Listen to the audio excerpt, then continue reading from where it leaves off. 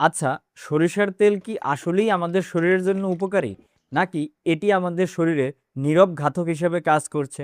চলুন তাহলে আজকের ভিডিওর মাধ্যমে এই বিষয়টি সম্পর্কে জেনে নিই। আমাদের মধ্যে অনেকেই রয়েছেন যারা প্রতিনিয়ত খাবার রান্নার জন্য সরিষার তেল ব্যবহার করে থাকেন। অনেকেই খাবারের স্বাদ বাড়ানোর জন্য সরিষার তেল ব্যবহার করে থাকেন। অনেকে আবার এটিকে আমাদের শরীরের জন্য উপকারী ভেবে এটি রান্নার কাজে বা খাবার কাজে ব্যবহার করে থাকেন। কিন্তু আপনি কি জানেন, দীর্ঘদিন যাবৎ সরিষার তেল ব্যবহার করলে বা সরিষার তেল খেলে এটি আমাদের শরীরের জন্য মারাত্মক একটি ক্ষতির কারণ হতে পারে। মূলত সরিষার তেলের ভিতরের একটি উপাদানের নাম হচ্ছে এরোসিস অ্যাসিড, অর্থাৎ এটি হচ্ছে mono unsaturated omega 9 fatty acid. আর এই এরোসিস অ্যাসিড দীর্ঘদিন যাবৎ আমাদের শরীরে প্রবেশ করলে এটি আমাদের শরীরের ভিতরে থাকা প্লাটিলেট বা অণুচক্রিকাকে নষ্ট করে দিতে পারে, যার ফলে আমাদের শরীরে প্লাটিলেটের পরিমাণ কমে যেতে পারে। প্লাটিলেট বা অণুচক্রিকা আমাদের রক্তের খুবই গুরুত্বপূর্ণ একটি উপাদান।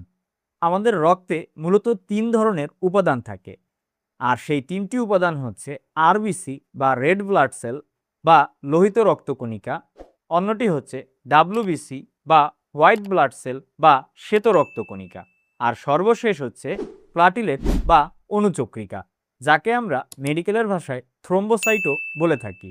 আর আমাদের শরীরে বা রক্তে যখন প্লাটিলেটের পরিমাণ কমে যায়, তখন মেডিকেলের ভাষায় একে থ্রোম্বোসাইটোপেনিয়া বলা হয়ে থাকে।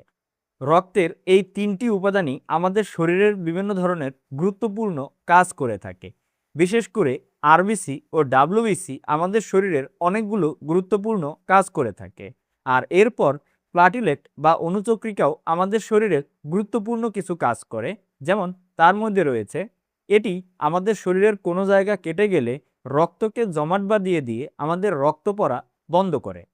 এছাড়াও এটি আমাদের রোগ প্রতিরোধ ক্ষমতা বৃদ্ধিতেও গুরুত্বপূর্ণ ভূমিকা পালন করে থাকে।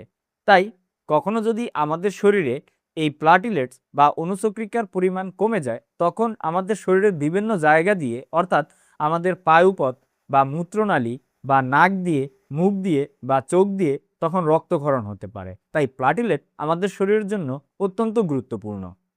তবে ভয়ঙ্কর যে বিষয়টি সেটি হচ্ছে, বিভিন্ন গবেষণা করে গবেষণার ফলাফল পাওয়া গেছে যে দীর্ঘদিন যাবৎ এই সরিষার তেল খেলে, অর্থাৎ এই এরোসিস অ্যাসিড আমাদের রক্তে থাকলে এটি আমাদের রক্তের থাকা গুরুত্বপূর্ণ উপাদান প্লাটিলেটকে মেরে ফেলতে পারে। অর্থাৎ প্লাটিলেটকে এরা ধ্বংস করে দেয়। অর্থাৎ একজন মানুষের অন্য কোনো কারণ ছাড়াও এই সরিষার তেল খাওয়ার কারণে প্লাটিলেটের পরিমাণ অস্বাভাবিক হারে কমে যেতে পারে।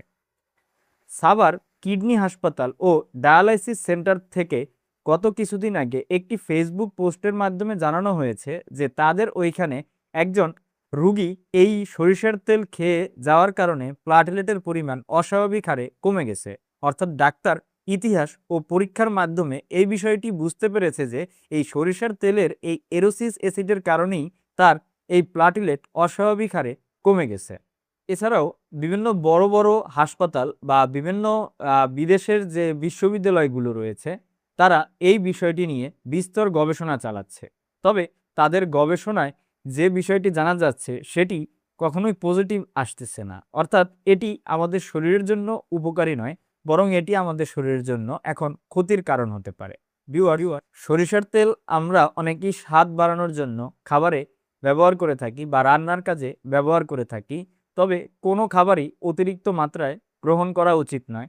তাই রান্নার কাজে আপনি যেমন সরিষার তেল ব্যবহার করবেন, ঠিক একইভাবে সয়াবিন তেলও ব্যবহার করবেন। আবার রাইস ব্রাউন অয়েল বা অন্যান্য যে তেল বাজারে পাওয়া যায় সেগুলোও ব্যবহার করতে পারেন। তবে কোনো তেলই একটানা দীর্ঘদিন ব্যবহার করা উচিত নয়, কারণ এটি আমাদের শরীরের জন্য ক্ষতির কারণ হতে পারে।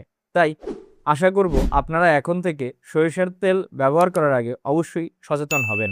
ধন্যবাদ।